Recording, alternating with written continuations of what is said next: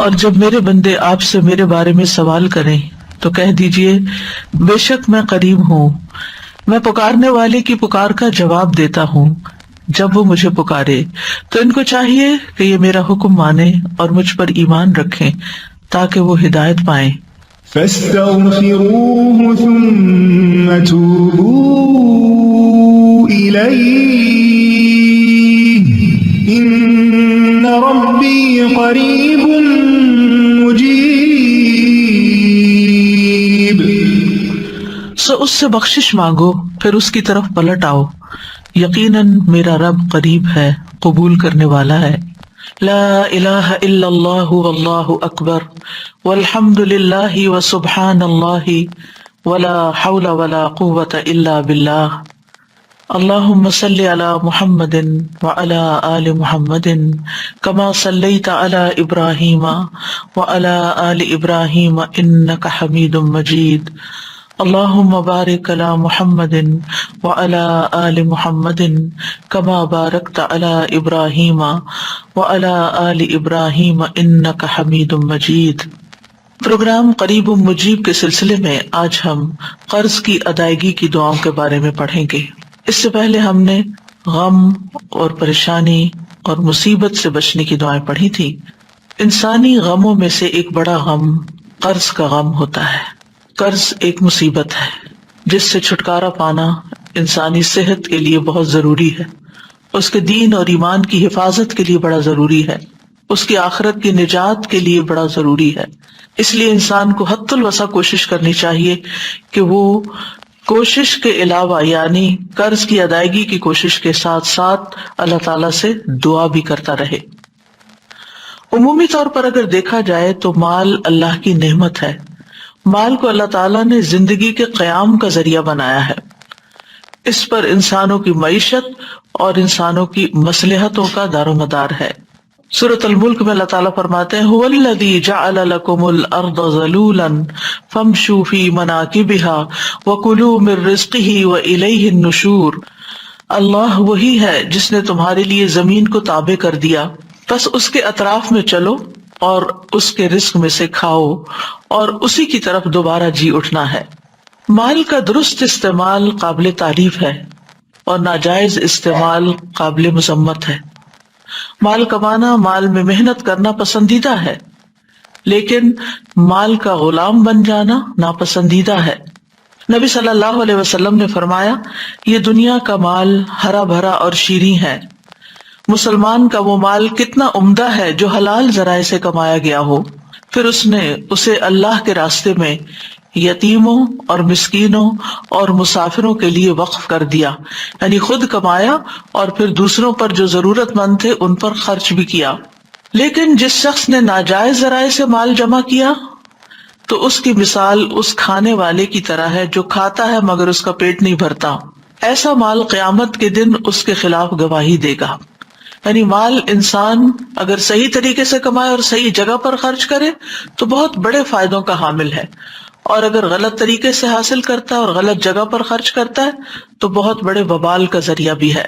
جہاں تک قرض کا تعلق ہے تو اللہ تعالیٰ نے قرض کے لین دین کو مباح قرار دیا ہے، یعنی جائز ہے، کیونکہ انسان کبھی مال کا محتاج ہوتا ہے، اسے اپنے لیے یا اپنے اہل و عیال کے لیے یا کاروبار کے لیے قرض کی ضرورت پیش آ جاتی ہے، تو اس لیے ہمارے دین نے اس چیز کو جائز قرار دیا کہ انسان ایک دوسرے سے قرض کا لین دین کر سکے اور خصوصاً قرض لینے کی اجازت دے دی، لیکن اس کے ساتھ ساتھ اس کے شرائط اور اس کے آداب بھی متعین کیے کہ قرض دینے والے اور قرض لینے والے کو دینی اور دنیاوی خطرات سے محفوظ رکھا جا سکے۔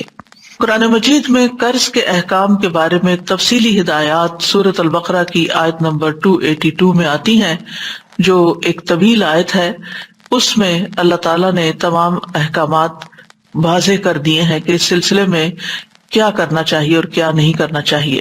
یا ایھا الذین آمنوا اذا تداینتم بدین الی اجل مسمى فاکتبوہ، اے لوگو جو ایمان لائے ہو، جب تم ایک مقرر وقت تک کے لیے آپس میں قرض کا لین دین کرو تو اسے لکھ لیا کرو۔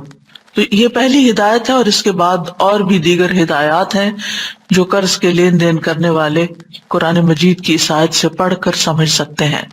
جہاں تک قرض دینے کی بات ہے، یعنی قرض دینا، ایک ہے قرض لینا اور ایک ہے قرض دینا، تو اللہ سبحانہ وتعالی ہر رات، تہائی رات کو قرض دینے کے لیے پکارتا ہے۔ ابو ہریرہ کہتے ہیں کہ رسول اللہ صلی اللہ علیہ وسلم نے فرمایا کہ اللہ آدھی رات یا رات کے آخری تہائی حصے میں آسمان دنیا پر نزول فرماتا ہے اور فرماتا ہے کون ہے جو مجھ سے دعا کرے تو میں اس کی دعا قبول کروں، یا وہ مجھ سے سوال کرے تو میں اس کو عطا کروں۔ پھر فرماتا ہے کون ایسے رب کو قرض دے گا جو نہ تو فقیر ہے اور نہ کسی کا حق مارنے والا ہے۔ گویا اللہ سبحانہ تعالیٰ کے راستے میں خرچ کرنے کو اللہ تعالیٰ اپنے ذمہ بطور قرض لیتے ہیں، یعنی کون ہے جو اللہ کے راستے میں دے گا۔ تو یاد رکھیے، بندوں کو قرض دینا صدقے کی قسم ہے۔ رسول اللہ صلی اللہ علیہ وسلم نے فرمایا کل قرض صدقہ، ہر قرض صدقہ ہے۔ ابن مسعود سے روایت ہے کہ نبی صلی اللہ علیہ وسلم نے فرمایا جو مسلمان بھی دوسرے مسلمان کو دوبارہ قرض دے تو اسے ایک مرتبہ اتنا مال صدقہ کرنے کا ثواب ملے گا، یعنی ڈھیر مال صدقہ کرنے کا ثواب ملے گا۔ یعنی جس نے 2 بار قرض دیا، ایک بار آیا بندہ اس کو دے دیا، پھر دوسری بار آ گیا پھر دیا، تو اس کو اتنا مال، یعنی ایک مرتبہ جو دیا گویا اس نے وہ صدقے میں دے دیا۔ پھر ایک اور روایت کے مطابق گردن آزاد کرنے، یعنی غلام کو آزاد کرنے کے برابر ثواب ہے۔ رسول اللہ صلی اللہ علیہ وسلم نے فرمایا جس نے دودھ کا عطیہ دیا، یعنی کسی کو دودھ گفٹ کیا، یا چاندی قرض دی، یا کسی کو راستہ بتایا، اسے غلام آزاد کرنے کے برابر ثواب ملے گا۔ کسی کو دودھ پلانا یا قرض دینا یا پھر راستہ بتانا، یہ بھی بہت بڑا کام ہے، کیونکہ عام طور پر جب انسان اپنے کاموں میں مصروف ہوتا ہے اور اس سے کوئی پوچھ لے کہ یہ کام کیسے کیا جاتا ہے، یہ اس جگہ کیسے پہنچ سکتے ہیں، پہلے تو انسان کو گھر سے باہر کے سفر پہ رستہ نہیں ملتا تھا، اور اب تو ہمیں اپنے گیجٹس کے اندر بہت سے رستے تلاش کرنے پڑتے ہیں۔ تو جب آپ اپنے بچوں سے کہتے ہیں یا کسی سے کہتے ہیں کہ مجھے ذرا گائیڈ کر دیں تو تھوڑے سے اریٹیٹ بھی ہو جاتے ہیں۔ تو مراد یہ ہے کہ کسی بھی انسان کی مدد کرنا اس طور پر کہ وہ اپنی منزل تک پہنچ جائے، یہ بھی صدقہ ہے اور غلام آزاد کرنے کے برابر ثواب ملتا ہے۔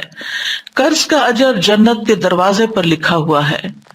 ابو امامہ سے روایت ہے کہ رسول اللہ صلی اللہ علیہ وسلم نے فرمایا ایک آدمی جنت میں داخل ہوا، وہ کیا دیکھتا ہے کہ اس کے دروازے پر لکھا ہوا ہے کہ صدقہ کا ثواب 10 گنا اور قرض کا ثواب 18 گنا ہے، اور یہ ڈیپینڈ کرتا ہے کہ کس نیت اور کتنے اخلاص کے ساتھ دیا، پھر اس کے مطابق زیادہ کم بھی ہو جاتا ہے۔ اس کی بنیادی وجہ کیا ہے؟ کیونکہ صدقہ تو انسان اپنے دل کی خوشی کے ساتھ دیتا ہے، یعنی صدقہ کرنے کے لیے آپ کو کوئی مجبور نہیں کرتا، اور جتنا آپ کے پاس ہوتا ہے خاموشی کے ساتھ آپ صدقہ کر دیتے ہیں اور آپ کو ایک عجب طرح کی خوشی ہوتی۔ لیکن جب کوئی قرض مانگنے آتا ہے، کوئی قرض کا سوال کر بیٹھتا ہے، تو انسان کا دل کچھ نہ کچھ ضرور تنگ پڑتا ہے کہ اب میں اپنی ضروریات میں سے نکال کر اپنا مال اس کو دے دوں، مجھے کیا ملے گا؟ اسی لیے آپ دیکھیے کہ سود کی لعنت ایجاد ہوئی کہ میں نے اگر اپنا مال کسی کو دیا ہے تو مجھے دنیا میں ہی انسٹنٹ اس کا فائدہ ملنا چاہیے، یہیں پر مجھے اس کے اوپر کچھ نہ کچھ پرسنٹیج واپس ملنی چاہیے، اور اس چیز کو ریجیکٹ کیا گیا، اس کو ناپسندیدہ قرار دیا گیا، اس کو حرام قرار دیا گیا۔ تو بہرحال آج ہم انشاءاللہ پڑھیں گے وہ دعا جو قرآن مجید میں بھی آتی ہے اور اس کا کچھ حصہ سنت سے بھی ہے، جس کے پڑھنے سے قرض ادا ہو جاتا ہے۔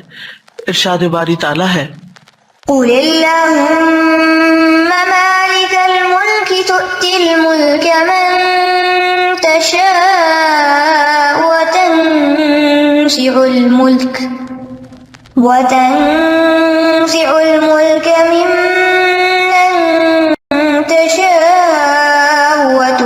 ممن تشاء وتعز من تشاء وتذل من تشاء بيدك الخير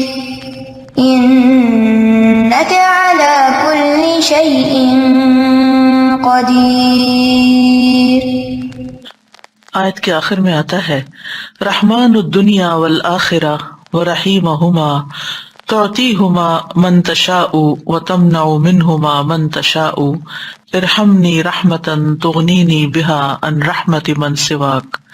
یہ دعا کا حصہ ہے جو آیت کے آگے لگایا گیا ہے. اس سلسلے میں جو روایت آتی ہے وہ یہ حضرت انس سے روایت ہے کہ رسول اللہ صلی اللہ علیہ وسلم نے حضرت معاذ سے فرمایا کیا میں تمہیں ایسی دعا سکھا دوں کہ جس کے ساتھ تم دعا کرو اگر تم پر احد پہاڑ کے برابر بھی قرضہ ہو تو اللہ اسے تم سے ادا کر دے گا. اے معاذ یہ دعا پڑھو. اور اس کے بعد یہ پوری دعا اللہم مالک الملک سے لے کر ان رحمت من سواک تک نبی صلی اللہ علیہ وسلم نے ان کو سکھائی.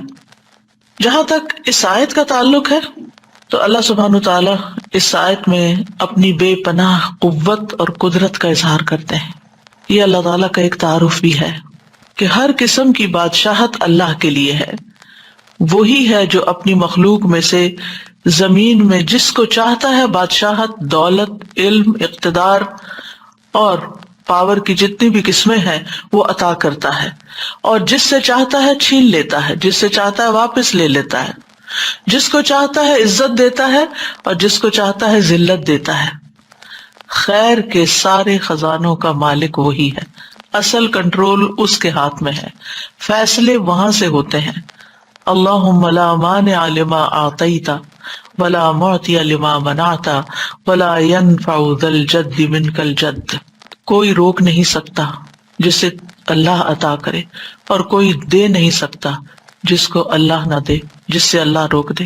اس لیے اللہ سبحانہ وتعالیٰ سے انسان کو خیر اور بھلائی کا سوال کرتے رہنا چاہیے. اور اگر انسان قرض جیسی مصیبت میں پھنس گیا ہے تو اللہ تعالیٰ کی ان صفات کا واسطہ دے کر، ان کو وسیلہ بنا کر اللہ تعالیٰ سے دعا کرنی چاہیے. اس آیت کا شان نزول کچھ یوں ہے. ابن عباس کہتے ہیں اور انس بن مالک بھی دونوں روایت کرتے ہیں کہ جب رسول اللہ صلی اللہ علیہ وسلم نے مکہ فتح کیا اور اپنی امت سے فارس اور روم کی بادشاہت کے فتح ہونے کا وعدہ کیا تو منافق اور یہود کہنے لگے کہ ناممکن ہے، ناممکن ہے، پاسبل ہی نہیں، یہ تو بہت دور کی بات ہے. یعنی مکہ ابھی فتح ہوا ہے اور خوشخبری دی جا رہی ہے کہ روم اور فارس فتح ہو جائیں گے. محمد کیسے فارس اور روم کی بادشاہت کر سکتے ہیں؟ فارس اور روم والے تو ان سے بہت زیادہ طاقتور ہیں، بہت مضبوط ہیں. کیا محمد صلی اللہ علیہ وسلم کے لیے مکہ اور مدینہ کافی نہیں، یہاں تک کہ وہ فارس اور روم کی بادشاہت کی توقع لگا رہے ہیں؟ اس پر اللہ سبحانہ وتعالیٰ نے یہ آیت نازل فرمائی کہ یہ تو اللہ کے فیصلے ہیں، جس کو چاہے بادشاہت عطا کرے اور جس سے چاہے وہ چھین لے. یعنی انسان اپنی سوچ میں بہت لمیٹڈ ہے، بہت محدود ہے، بہت چھوٹی سوچ ہے، اس میں ابنڈنس نہیں ہے. لیکن اللہ سبحانہ وتعالیٰ کے خزانے تو کہیں وسیع ہیں، وہ تو جو چاہے کر سکتا ہے، جس کو جتنا چاہے عطا کر سکتا ہے. تو اس لیے جب بھی انسان کے دل پر کوئی ایسی گھبراہٹ چھانے لگے، چاہے مال سے متعلق ہو، چاہے کسی اور انسان کے مسئلے سے متعلق ہو، تو اس وقت انسان اللہ تعالیٰ کی ان صفات کا واسطہ دے کر دعا کرے.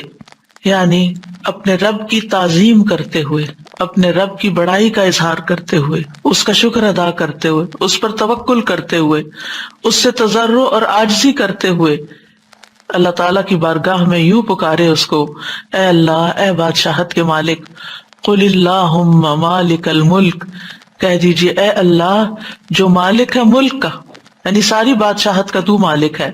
مراد اس سے کیا ہے؟ نمبر 1، دنیا اور آخرت کے جتنے بھی معاملات ہیں وہ سب تیرے کنٹرول میں ہیں. دوسری بات یہ ہے کہ بندوں کا بھی مالک ہے، اور جو بندوں کے ہاتھ میں ہے، جو بندوں کی پوزیشن میں، اس کا بھی تو مالک ہے، مالک الملک.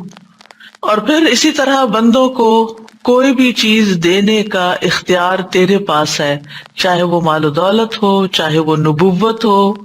کیونکہ لوگوں کو اس پر بھی اعتراض ہوتا تھا نا کہ محمد صلی اللہ علیہ وسلم کو کیوں نبی بنا دیا گیا، بلکہ ہر نبی کے بارے میں اس کی قوم کو اعتراض رہا. تو یہ بھی اللہ تعالیٰ کی اپنی تقسیم ہے، اللہ کی دین ہے، جس کو چاہے نبوت عطا کرے، جس کو چاہے مال دے، جس کو چاہے علم دے، جس کو چاہے بادشاہت دے، جس کو چاہے کوئی اقتدار دے، اور اسی طرح ان کو ریورس بھی کرنے پر پوری طرح قادر ہے. کوئی بھی اس پر اعتراض نہیں کر سکتا کیونکہ حقیقی مالک اللہ ہے.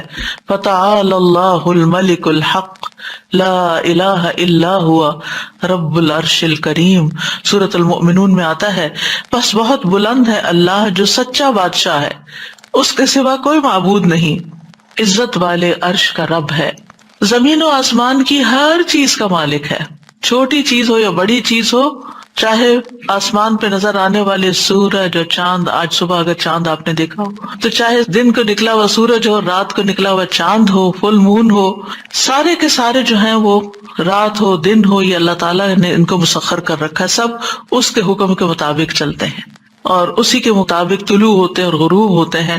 وہی ان کو بنانے والا ہے، وہی ان کو چلانے والا ہے، وہی ان کی رفتار مقرر کرنے والا ہے، وہی ان کے فائدے پہنچانے والا ہے، وہی ان کے نقصان سے بچانے والا ہے.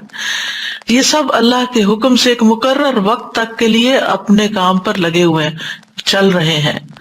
اور پھر ذالکم اللہ ربکم لہ الملک، یہ ہے اللہ تمہارا رب جس کے لیے ساری بادشاہت ہے.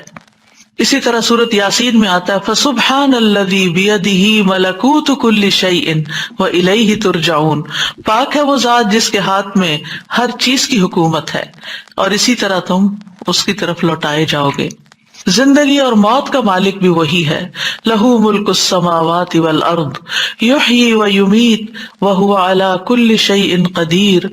آسمانوں اور زمین کی بادشاہت اسی کے لیے ہے، وہی زندہ کرتا ہے، وہی موت دیتا ہے، اور وہ ہر چیز پر پوری قدرت رکھتا ہے. یعنی اگر وہ فیصلہ کر لے زندگی دینے کا تو کوئی موت نہیں دے سکتا، اور اگر اس نے زندگی ختم کرنے کا فیصلہ کر لیا تو دنیا بھر کے ڈاکٹرز بھی مل کر کسی کو موت کے منہ سے نہیں بچا سکتے. اس معاملے میں بھی پورا اختیار اللہ سبحانہ و تعالیٰ ہی کا ہے. پھر رزق کا مالک بھی وہی ہے، ہمارے جسم کا مالک بھی وہی، آنکھ، کان، دل، دماغ، سب کچھ. اللہ تعالیٰ فرماتے ہیں قل من یرزقکم من السماء والارض، ان سے پوچھئے کون ان کو رزق دیتا ہے آسمانوں اور زمین سے.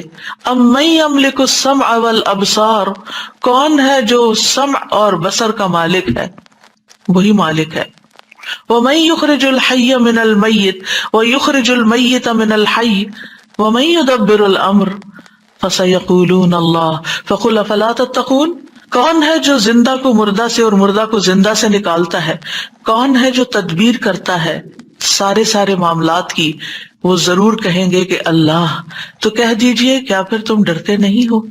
یعنی جس رب کے اختیار میں یہ ساری چیزیں ہیں، ذرے سے لے کے پوری کائنات تک، عرش تک، ہر چیز کا مالک وہ ہے، تو پھر کیا فرض بنتا ہے کہ اس کی طرف رجوع کیا جائے، اس سے مانگا جائے اور اس کی عظمت کا احساس دل میں رکھا جائے، اسی کو سب سے بڑا سمجھا جائے. کیونکہ مشکل یہ ہے کہ ہم دنیا میں کسی کے پاس کچھ تھوڑا سا مال یا اختیار یا اقتدار یا کوئی اسکل یا ہنر یا علم، کوئی ڈگری، کوئی عہدہ دیکھ لیتے ہیں تو ہم اس سے توقعات لگا بیٹھتے ہیں کہ یہ ہمارے کام کر دے گا، جبکہ اصل اختیار کا مالک تو اللہ ہے. اس لیے ہر معاملے میں اس کو پکاریں. لوگ آپ کے ساتھ انصاف کریں تب بھی، لوگ آپ کے ساتھ ظلم کریں تب بھی اسی کی طرف رجوع کریں. اور نبی صلی اللہ علیہ وسلم نے فرمایا لا مالک الا اللہ عز وجل، اللہ عز وجل کے سوا کوئی مالک نہیں ہے. پھر یہ کہ اس کی ملکیت میں کوئی شریک بھی نہیں ہے، یعنی نہ صرف یہ کہ مالک ہے بلکہ کلی مالک ہے، کوئی اس کا شریک نہیں. الذی لہ ملک السماوات والارض ولم یتخذ ولدا ولم یکن لہ شریک فی الملک. وہ ذات کے اسی کے لیے ہے آسمانوں اور زمین کی بادشاہت، اور اس نے نہ کوئی اولاد بنائی ہے اور نہ کبھی بادشاہت میں کوئی اس کا شریک رہا ہے. اللہ کے سوا کوئی بھی ایسا نہیں کہ جو کسی چیز کا حقیقی مالک ہو. یہ وقتی طور پر جو چیزیں ہماری ملکیت میں دے دی گئی ہیں، جن چیزوں کی کنجیاں ہمارے ہاتھ میں دے دی گئی ہیں، یہ صرف ٹیمپرریلی ہے. جب آپ اس دنیا میں نہیں ہوں گے تو اس میں سے کوئی کسی بھی چیز پر آپ کا اختیار نہیں ہوگا. جب تک آپ زندہ ہوتے ہیں، آپ مثلاً خود کمانے والے ہوتے ہیں، اپنے اولاد پہ خرچ کر رہے ہوتے ہیں، آپ اپنی اولاد کو پاکٹ منی بھی دیتے ہیں تو آپ ان کو ساتھ انسٹرکشنز دیتے ہیں کہ یہ اس طرح اور اس طرح خرچ کرنا اور ان کاموں میں نہیں لگانا. لیکن انسان کی وفات کے بعد جب اس کا مال تقسیم ہوتا ہے تو اس کی انسٹرکشن کہاں ہوتی ہے؟ کچھ بھی نہیں کہہ سکتا. پھر اولاد چاہے تو صدقہ کر دے، اولاد چاہے تو کسی غلط کام میں لگا دے، کچھ بھی کرے، پھر آپ کا تو کوئی اختیار نہیں. ہمارا اختیار ہمارے جسم پر یعنی آنکھوں کانوں پر، یا ہماری اولاد پر کسی حد تک، یا ہمارے مال پر کسی حد تک، یہ صرف اور صرف چند دن کی بات ہے جو دنیا کا کچھ حصہ ہے، اور یہ بھی اصل میں اللہ نے دے رکھا ہے. اور اس میں بھی ہم پوری طرح کلی طور پر مالک نہیں ہوتے، یعنی اس میں بھی صرف اتنے کے مالک ہے جتنا اللہ کا اذن ہوتا ہے. باقی چیزیں ہوتے ہوئے بھی، بہت کچھ کرنا چاہتے ہوئے بھی ہم کر نہیں پاتے کیونکہ اللہ کا اذن نہیں ہوتا. اور قرآن مجید میں بار بار اس بات کی تردید کی گئی ہے کہ غیر اللہ کسی چیز کے مالک نہیں ہیں. لا یملکون لکم رزقا، وہ تمہارے رزق کے مالک نہیں. لا یملکون مثقال ذرۃ فی السماوات ولا فی الارض، وہ آسمان و زمین میں ذرے کے برابر بھی کسی چیز کے مالک نہیں. اب یہ ہے کہ اللہ سبحانہ وتعالیٰ کے مالک ہونے کا تقاضا کیا ہے کہ ہم اس کو مالک سمجھیں، اس کی طرف رجوع کریں، اس سے دعا کریں، اپنی محتاجی اور فقر کا اظہار اس کے سامنے کریں. نبی صلی اللہ علیہ وسلم نے فرمایا جب رات کا ایک تہائی حصہ گزر جاتا ہے تو اللہ تعالیٰ آسمانی دنیا پہ نزول فرماتے ہیں اور اعلان کرتے ہیں میں ہوں بادشاہ، میں ہوں بادشاہ، کون ہے جو مجھ سے دعا کرے کہ اسے قبول کر لوں، کون ہے جو مجھ سے سوال کرے کہ میں اس کو عطا کر دوں، کون ہے جو مجھ سے بخشش طلب کرے تو میں اسے بخش دوں. اور یہ اعلان مسلسل طلوع فجر تک ہوتا رہتا ہے، یعنی جب تک فجر کی اذان نہیں ہو جاتی یہ اعلان ہوتا رہتا ہے. اب یہ ہم پر ہے کہ ہم کتنا مانگتے ہیں. اور آج کل کتنا اچھا موقع ہے، ہر کوئی سحری کے لیے اٹھتا ہے، تو اس وقت یہ دعائیں تو کم از کم کر لیں. کوئی حاجت ہے تو مانگ لیں، کون ہے جو مجھ سے سوال کرے تو میں اسے عطا کر دوں، کیا چاہیے مانگو عطا کروں، کون ہے جو مجھ سے بخشش مانگے تو میں اسے بخش دوں. کیونکہ رات کا آخری حصہ وَبِالْأَسْحَارِ هُمْ يَسْتَغْفِرُونَ گناہوں کی بخشش مانگنے کے لیے ہوتا ہے. یعنی یہ دو خاص چیزیں. اور پھر عمومی دعا، کون ہے جو مجھ سے دعا کرے تو میں اسے قبول کر لوں، یعنی کوئی بھی دعا جو آپ کریں. پھر فرمایا تؤتی الملک من تشاء وتنزع الملک ممن تشاء، تو جس سے چاہتا ہے بادشاہ دیتا ہے اور جس سے چاہتا ہے چھین لیتا ہے. اس میں بادشاہت کی تمام اقسام موجود ہیں، یعنی عقل کی بادشاہت، صحت کی بادشاہت، اخلاق حسنہ کی بادشاہت، حکم کو جاری کرنے اور قدرت کی بادشاہت، محنت کی بادشاہت، سرمایوں کی ملکیت کی بادشاہت، ہر طرح کی بادشاہت، ہر طرح کا ملک، یعنی ہر طرح کی کنٹرول جس کو کہتے ہیں نا، یہ سب شامل ہے. اللہ سبحانہ وتعالیٰ ہمیں عطا کرتا ہے، تؤتی الملک دیتا ہے، ہمیں کلی مالک نہیں بناتا، دیا ہے اس نے، رکھو امانت ہے. اسی لیے آپ دیکھیں کہ جو مومن بندے ہوتے ہیں جب ان کے ہاتھ سے کوئی چیز چلی جاتی ہے، کوئی مال چلا جاتا ہے یا اولاد میں سے کوئی چلا جاتا ہے، تو وہ کیا کہتے ہیں کہ یا اللہ یہ تیری امانت تھی، تو نے واپس لے لی، ہم تیرے فیصلے پر راضی ہیں. اور اس طرح اللہ تعالیٰ ان کے دل کو قرار دے دیتا ہے کہ میرے بندے نے خوشی خوشی امانت واپس کر دی. یہ ہماری جان بھی کیا ہے، یہ ہمارا بدن کیا ہے، ہمارے پاس امانت ہے، اور ایک دن ہمیں یہ واپس لوٹا دینی ہے جو اس کا اصل مالک ہے. یعنی ہم بے اختیار ہیں، ہم صاحب اختیار نہیں ہیں، اصل مالک اللہ رب العزت ہے، مطلق اختیار اسی کے پاس ہے. تو چونکہ اللہ مالک بناتا ہے، بندے کے پاس جو کچھ ہوتا ہے اللہ نے دیا ہوتا ہے، اس لیے بندے کو چاہیے کہ اس پر اللہ ہی کی مرضی کے مطابق تصرف کرے. وہ کس طرح چاہتا ہے کہ ہم اپنی آنکھیں استعمال کریں، وہ کیا چاہتا ہے کہ ہم اپنی زبان کیسے استعمال کریں، وہ کیا چاہتا ہے کہ ہم اپنے کان کہاں استعمال کریں، وہ کیا چاہتا ہے کہ ہم اپنے پاؤں کہاں استعمال کریں، وہ کیا چاہتا ہے کہ ہم اپنا مال کہاں استعمال کریں. جتنی بھی چیزیں اللہ نے ہمارے اختیار میں دی ہیں، ان سب کے بارے میں ہمیں ضرور دیکھنا چاہیے کہ کیا وہ اللہ کی مرضی کے مطابق استعمال ہو رہی ہیں یا اللہ کی ناراضگی کے ساتھ استعمال ہو رہی ہیں. کیونکہ اللہ سبحانہ تعالیٰ جب چاہے ان کو واپس بھی لے سکتا ہے. اگر ہم نے اللہ کو ناراض کیا تو وہ کچھ بھی واپس لے سکتا ہے، کیونکہ اصل اختیار تو اس کا، اصل مالک تو وہی ہے. تو تنزع الملک، تو ملک کو کھینچ لیتا ہے. تو نزع کا ایک معنی لے لینا اور ایک معنی روک دینا. یعنی جس کو تو چاہتا ہے دیتا ہے، جس سے چاہتا ہے روک لیتا ہے، نہیں دیتا، اور جس کو چاہتا ہے دے کے پھر وہ واپس لے لیتا ہے، کھینچ لیتا ہے، یعنی دینے کے بعد پھر چھین لیتا ہے، کیونکہ سارے کا سارا فضل اللہ کے ہاتھ میں ہے۔ قل ان الفضل بید اللہ یؤتیہ من یشاء واللہ واسع علیم، ان سے کہیے کہ فضل تو اللہ کے اختیار میں ہے، وہ جسے چاہے دے دے، کیونکہ وہ بہت وسعت والا اور سب کچھ جاننے والا ہے۔ آسمان اور زمین کی کنجیاں اللہ کے لیے ہیں۔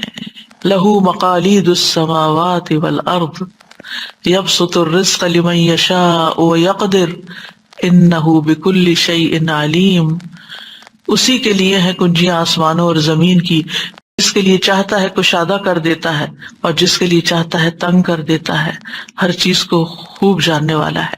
واللہ یقبض ویبسط والیہ ترجعون، اور جس کو جتنا چاہتا ہے دیتا ہے۔ قارون کو بڑے بڑے خزانوں کا مالک بنا دیتا ہے اور جب چاہتا ہے اس سے واپس بھی لے لیتا ہے۔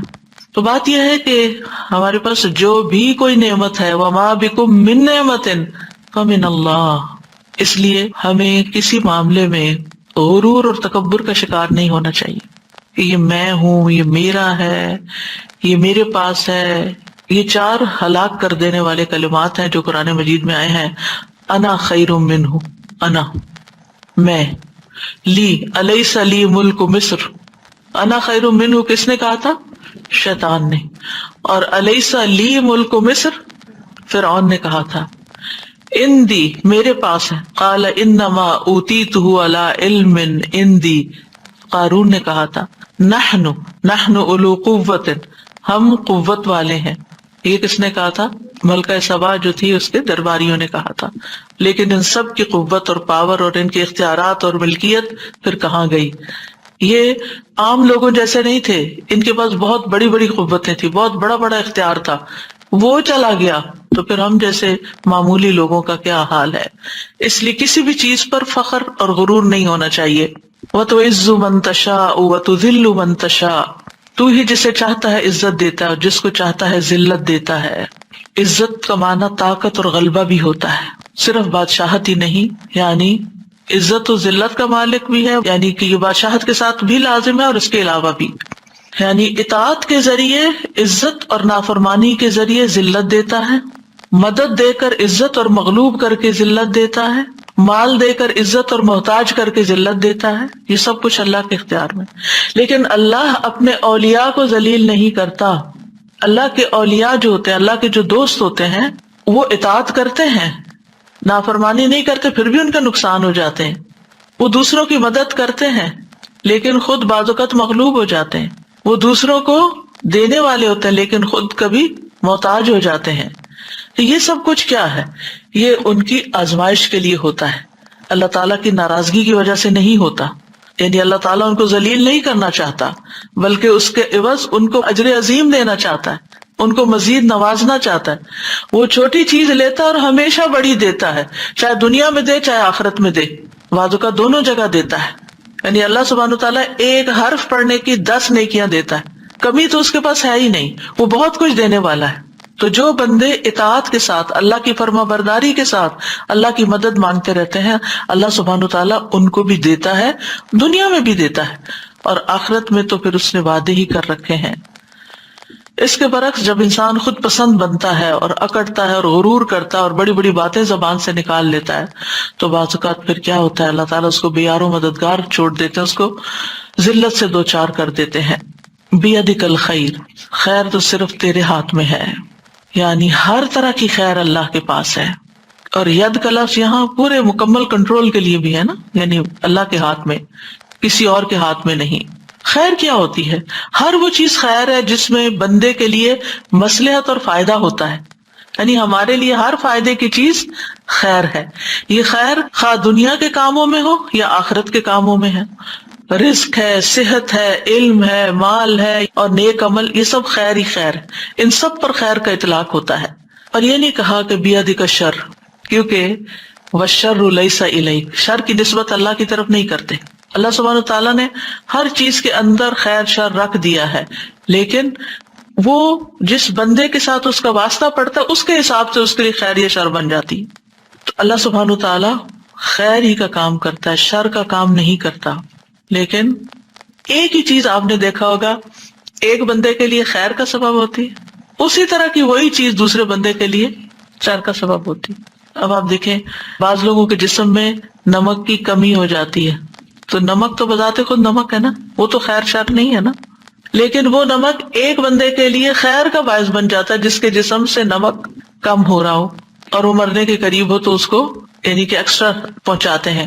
ایک بندہ جو بلڈ پریشر کا مریض ہے اس کے لیے نمک زندگی ختم کرنے کا ذریعہ. اب نمک تو نمک ہے، تو اللہ کی ایک نعمت ہے، ایک کو فائدہ دے رہا ہے ایک کو نقصان دے رہا ہے، تو نمک میں شر نہیں ہے، تو اس کے استعمال کرنے والے کی نسبت سے اس کے لیے فائدہ یا نقصان ہے. انک علی کل شیء قدیر، بے شک تو ہر چیز پر خوب قدرت رکھتا ہے، ہر چیز کا مالک تو ہے. تو پھر جب ہر چیز پر قادر وہ ہے تو ہمیں اپنے معاملات اللہ کے سپرد کر دینے چاہیے، اور پھر اس بات پر پورا یقین رکھنا چاہیے کہ سارے اختیارات، ہر قسم کی بھلائی اس کے ہاتھ میں ہے اور کمال قدرت کا مالک ہے. اس لیے اپنے قرضوں کی ادائیگی میں بھی، مالی مشکلات میں بھی اسی کی طرف رجوع کرنا چاہیے اور اس سے دعا کرنی چاہیے. یعنی انسان کوشش تو کرتا ہے لیکن بعض اوقات کوششیں کسی نتیجے پر نہیں پہنچتی، یا یہ کہ وہ کوشش اس حد تک نہیں ہو پاتی باوجود کوشش کے جو ضروری ہوتی ہے، جو مطلوبہ ہوتی ہے. مثلاً آپ کو اگر اس چھت پہ چڑھنا ہے تو اس کے لیے اتنی سیڑھیاں آپ کو چاہیے جو چھت تک لے جائے. اگر آپ کی سیڑھی آدھے راستے تک جاتی ہے تو پھر کیا ہوگا؟ آپ چڑھ کے کھڑے رہیں، آپ اوپر نہیں چڑھ سکتے. تو اسی طرح بعض اوقات انسان کے اوپر بہت بڑا قرضہ ہوتا ہے، بہت بڑی ذمہ داری ہوتی ہے. وہ جتنا بھی کما لے، وہ جتنی بھی محنت کر لے، وہ 2 3 جابز کر لے، وہ اس قابل نہیں ہوتا کہ وہ اپنا قرض ادا کر سکے، اپنا فرض پورا کر سکے. اس کو ضرورت ہوتی ہے کہ وہ اللہ سے مانگے، پھر اللہ تعالیٰ غیب سے اس کے لیے ایسے اسباب فراہم کر دے کہ جہاں اس کی سوچ بھی نہ جاتی ہو. یہ ہے دعا کا کام. جہاں تک قرض کا تعلق ہے تو قرض لینے سے حتی الامکان بچنا چاہیے. ہر معاملے میں انسان اللہ سے مدد مانگے، قرض سے بچے.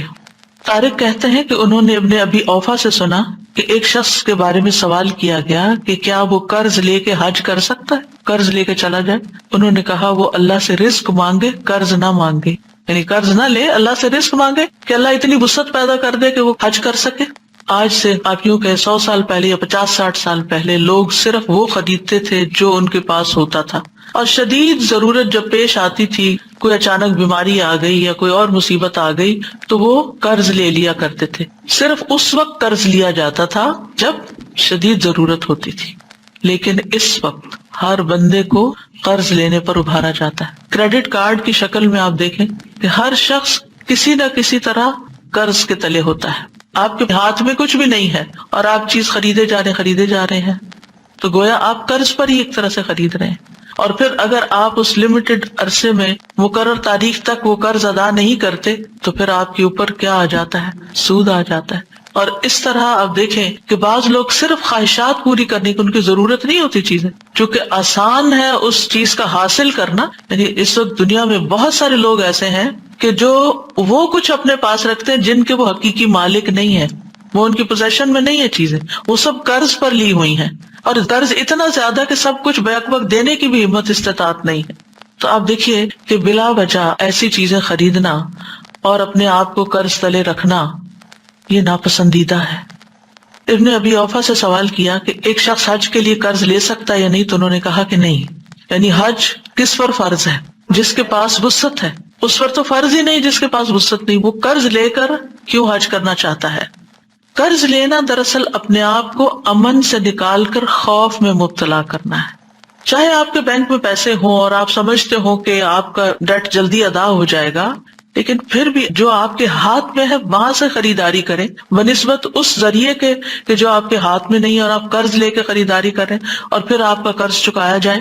عقبہ بن عامر کہتے ہیں کہ رسول اللہ صلی اللہ علیہ وسلم نے فرمایا اپنے آپ کو پرامن ہونے کے بعد خطرے میں مبتلا نہ کیا کرو. لوگوں نے پوچھا یا رسول اللہ صلی اللہ علیہ وسلم وہ کیسے؟ فرمایا قرض لے کر. یعنی جب آپ قرض لیتے ہیں، چاہے آپ کہیں یا نہ کہیں، آپ کے اوپر ایک سٹریس ضرور آتا ہے. آج کی زندگی میں بہت کچھ انسان کے پاس نعمتوں کی فراوانی ہوتے ہوئے بھی وہ سٹریس کا شکار کیوں ہے؟ اپنے لائف سٹائل کی وجہ سے، کہ وہ قرض کے لین دین کو آسان سمجھتا ہے۔ جو شخص قرض سے پاک ہو اس کے لیے جنت کی ضمانت ہے، یعنی ایسی زندگی گزارو کہ جس میں قرض نہ ہو۔ نبی صلی اللہ علیہ وسلم نے فرمایا، جس شخص کی روح جسم سے اس حال میں جدا ہو کہ وہ 3 چیزوں سے بری ہو، یعنی 3 چیزیں اس کے اندر نہیں، وہ جنت میں داخل ہوگا۔ نمبر 1 تکبر نہیں اس کے دل، اپنے آپ کو کوئی چیز نہیں سمجھتا۔ دوسرا ہے قرض، اور تیسرا ہے مال غنیمت میں خیانت، کہ اس کے پاس مال غنیمت ہے، یا آپ یوں سمجھے کہ وہ اللہ کے مال کا مالک ہے، جیسے کسی نے اس کے ہاتھ میں ڈونیشن رکھی یا اس کو کوئی امانت اس طرح کی دی اور پھر وہ اس میں خیانت کر لیتا ہے، وہ اپنے اوپر خرچ کر لیتا ہے یا اپنی مرضی سے اس میں جس کام کے لیے کسی نے دیا وہ نہیں کرتا، کچھ اور شروع کر دیتا ہے، یعنی کسی کے مال کو اپنے اختیارات سے استعمال کرنا شروع کر دیتا ہے۔ تو جو شخص ان 3 چیزوں سے پاک ہوگا اس کے لیے جنت کی ضمانت ہے۔ لہذا قرض میں زندگی بسر نہ کرے انسان۔ ہاں، اگر کسی کے پاس کوئی شرعی مقصد ہو تو اس کے لیے قرض لینے کا جواز ہو سکتا ہے، یعنی شرعی طور پر ضرورت مند ہے۔ رسول اللہ صلی اللہ علیہ وسلم نے فرمایا، اللہ قرض لینے والے کے ساتھ ہے یہاں تک کہ وہ اپنا قرضہ ادا کر دے، بشرطے کہ قرضہ ایسے مقصد کے لیے نہ ہو جو اللہ کو ناپسند ہے۔ راوی کہتے ہیں کہ عبداللہ بن جعفر اپنے خزانچی سے فرماتے تھے کہ جاؤ اور میرے لیے قرضہ لاؤ، اس لیے کہ مجھے ناپسند ہے کہ میں ایک رات بھی ایسی گزاروں مگر یہ کہ اللہ میرے ساتھ ہو۔ جب سے میں نے اللہ کے رسول صلی اللہ علیہ وسلم کی یہ حدیث سنی، یعنی اگر کسی نے جائز مقصد کے لیے قرض لے رکھا ہے تو اللہ تعالیٰ اس کی مدد کرے گا، اس کا قرضہ بھی اترے گا اور اللہ اس کے ساتھ ہے۔ اور یہ کون شخص ہے؟ جو واقعی شدید ضرورت مند ہے، حقیقی معنوں میں ضرورت مند ہے۔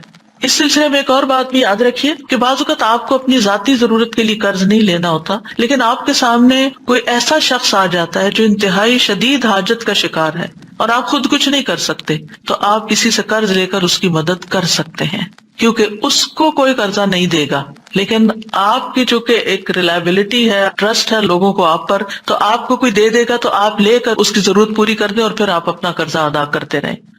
بلال رضی اللہ عنہ سے مروی ہے کہ جب رسول اللہ صلی اللہ علیہ وسلم کے پاس کوئی انسان آتا، آپ اس کو ننگا دیکھتے، یعنی اس کے پاس پراپر ڈریس نہیں ہے، تو مجھے حکم کرتے، میں جاتا اور قرض لے کر اس کے لیے چادر خرید لاتا، اسے پہننے کے لیے دیتا اور اسے کھانا کھلاتا۔ یعنی یہ ایک جائز صورت ہے جس میں انسان ایسا کر سکتا ہے، لیکن وہ بھی ادائیگی کی نیت کے ساتھ۔ جہاں تک قرض کے آداب کا تعلق ہے تو قرض کے تمام لین دین میں مدتوں کی تحدید ضروری ہے کہ کتنے عرصے کے لیے قرض لیا جا رہا ہے، اوپن اینڈ نہیں ہونا چاہیے، 10 دن کے لیے دے دیں، 10 مہینے کے لیے دے دیں، 10 سال کے لیے دے دیں، تو ٹائم پیریڈ الی اجل مسمی۔ دوسری بات یہ کہ لیتے یا دیتے وقت اس کو لکھنا ضروری ہے۔ تیسری بات یہ کہ لکھنے والا عدل و انصاف کے ساتھ لکھے، کسی قرابت یا عداوت سے متاثر نہ ہو۔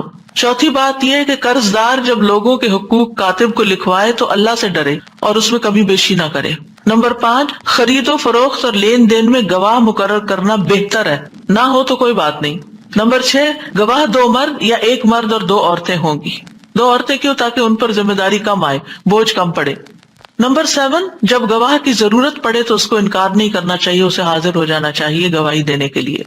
قرض واپس مانگنے والے کو اجازت ہے کہ وہ سختی کر سکتا ہے، سختی سے واپس مانگ سکتا ہے۔ ایک شخص نبی صلی اللہ علیہ وسلم کے پاس اپنے قرض کا تقاضا کرنے کے لیے آیا اور سخت گفتگو کرنے لگا، یعنی اپنی گفتگو میں وہ ہارش ہو گیا۔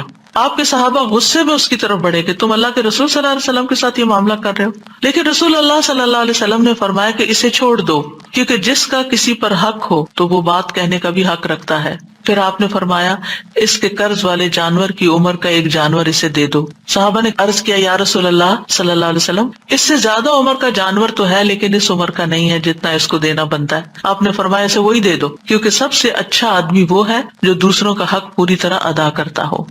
لیکن اگر کسی کے پاس مال ہے اور وہ قرض دینے میں ٹال مٹول کر رہا ہے، جان بوجھ کے نہیں دے رہا کہ میں تھوڑا اور انجوائے کر لوں کسی اور کے مال سے، تو یہ انتہائی غلط ہے۔ رسول اللہ صلی اللہ علیہ وسلم نے فرمایا قرض ادا کرنے میں مالدار کی طرف سے ٹال مٹول کرنا ظلم ہے، اور اگر تم میں سے کسی کا قرض کسی مالدار کے حوالے کیا جائے تو اسے قبول کرے، یعنی قرض خواہ کو کہا جائے کسی دوسرے نے میرا قرض دینا ہے، اس سے لے لو، تو وہ مان جائے اچھا ٹھیک ہے میں اس سے لے لیتا ہوں۔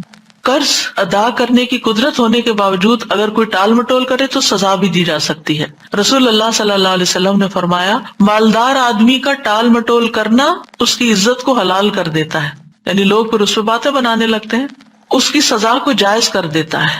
ابن مبارک کہتے ہیں عزت حلال کرنے کا مطلب ہے کہ اس سے سخت کلامی کی جائے، اور سزا کا مطلب ہے کہ اس کو قید کر دیا جائے، یعنی اس پر کوئی عدالت کی طرف سے پھر پنشمنٹ دی جائے۔ قرض کو ہمیشہ اچھے طریقے سے ادا کرنا چاہیے۔ جابر بن عبداللہ کہتے ہیں میں نبی صلی اللہ علیہ وسلم کی خدمت میں حاضر ہوا، آپ اس وقت مسجد میں تشریف فرما تھے، آپ نے فرمایا پہلے 2 رکعت نماز پڑھ لو، اور میرا نبی صلی اللہ علیہ وسلم پر کچھ قرض تھا جسے آپ نے ادا کیا اور زیادہ دیا، یعنی جب آپ لوٹاتے تھے تو زیادہ دیتے تھے، کمی نہیں کرنی چاہیے۔ جس کا قرض دینا ہو اس کو ہدیہ نہیں دینا چاہیے، یعنی آپ اس کو گفٹ نہیں دے سکتے۔ مثلاً آپ نے کسی سے قرضہ لیا، قرضہ لوٹانے کی بجائے آپ اس کو گفٹ دے رہے ہیں، یہ درست نہیں، یہ سود ہوگا۔ سعید بن ابی بردہ اپنے والد سے روایت کرتے ہیں کہ میں مدینہ آیا تو میں نے عبداللہ بن سلام رضی اللہ عنہ سے ملاقات کی، انہوں نے کہا آؤ میں تمہیں ستو اور کھجور کھلاؤں گا، اور تم ایک مکان میں داخل ہو گئے جس میں رسول اللہ صلی اللہ علیہ وسلم بھی تشریف لے گئے تھے۔ پھر آپ نے فرمایا، یعنی کہ رسول اللہ صلی اللہ علیہ وسلم نے فرمایا، یعنی اور حدیث سنائی، تمہارا قیام ایک ایسے ملک میں ہے جہاں سودی معاملات بہت عام ہیں، اگر تمہارا کسی شخص پر کوئی حق ہو اور پھر وہ تمہیں ایک تن کے یا جو کے دانے یا گھاس کے برابر بھی ہدیہ دے، اسے قبول نہ کرنا کیونکہ یہ سود ہوگا، یعنی جس سے قرضہ لیا ہوا ہو اس کو گفٹ دینا سود بنتا ہے۔ اسی طرح ہمارا دین ہمیں یہ بھی سکھاتا ہے کہ کسی کے قرضے کی ذمہ داری لے لی جائے۔ کسی غریب نے قرضہ لیا، وہ نہیں ادا کر پا رہا،